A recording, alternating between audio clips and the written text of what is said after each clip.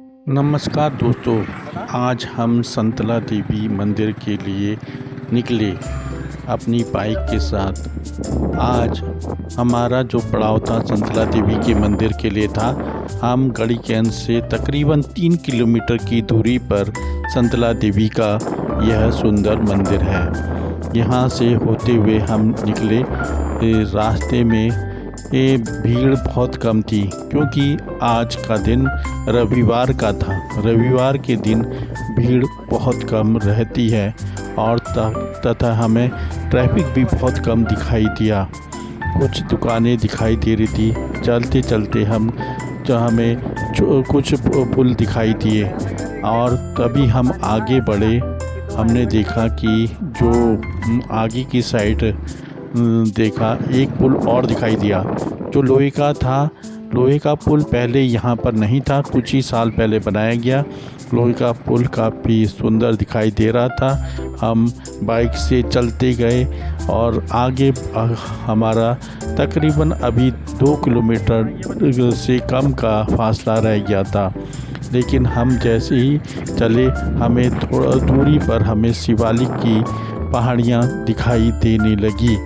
शिवालिक की छोटी छोटी पहाड़ियाँ सामने से दिखाई देने लगी और यह पहाड़ियाँ बहुत ही सुंदर थी।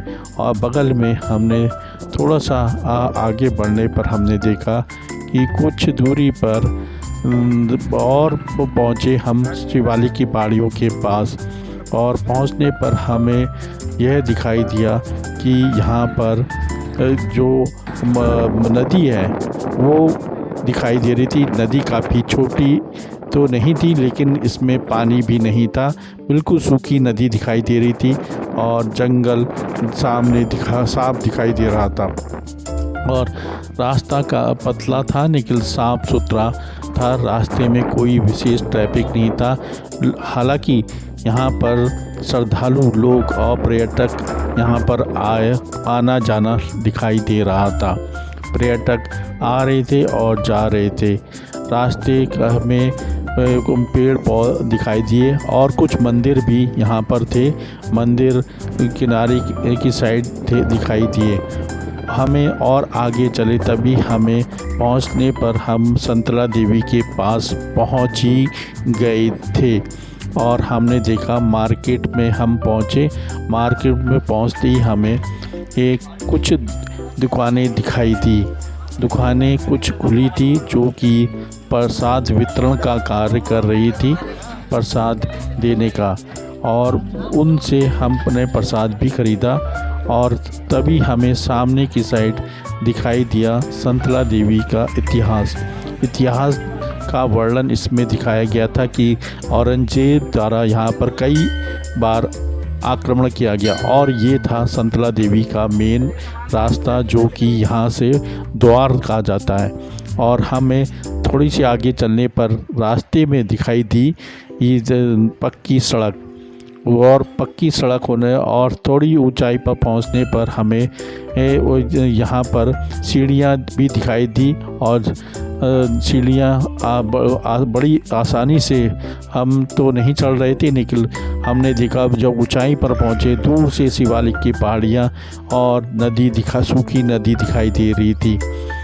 इन स्थानों पर पहुँचते पहुँचते हमें थोड़ी बहुत थकान भी महसूस हो रही थी और तभी हम द्वार के आसपास पहुँच गए। हमें तब हम संतला देवी के अंदर मंदिर में पहुँचे, माता के दर्शन हुए। यहाँ हमें अलग अनुभूति हुई और साथ में हमने देखा कि पंडित जी प्रसाद लोगों को बांट रहे थे और हमारा भी नंबर आ गया। कुछ ही देर में हमने माता के दर्शन लिए, प्रणाम किया और उनसे आशीर्वाद प्राप्त किया। माता के मंदिर से निकलने के बाद हम पहुँचे बाहर के साइड। हमने देखा कि यहाँ पे एक पीपल का पेड़ है। पीपल का पेड़ काफ़ी बड़ा था और इसके चारों तरफ एक लाल चुन्नी से बंधी हुई दिखाई दी।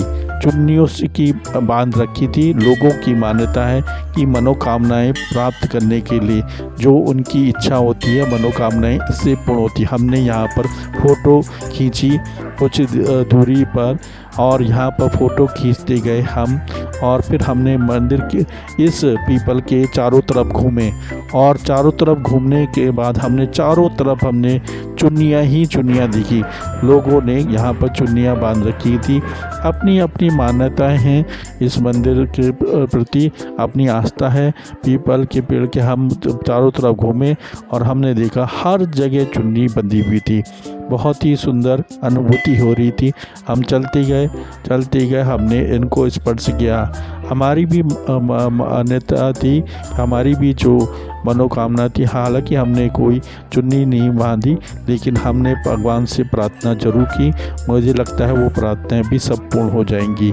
और हमें लोग को देख रहे थे, तभी हमने चुन्नियों के को स्पर्श किया। हमने देखा कि यहाँ अलग अनुभूति सी हो रही थी। यह था संतला देवी का सुंदर मंदिर।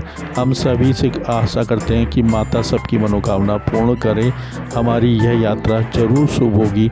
जय भारत, जय उत्तराखंड, जय माता।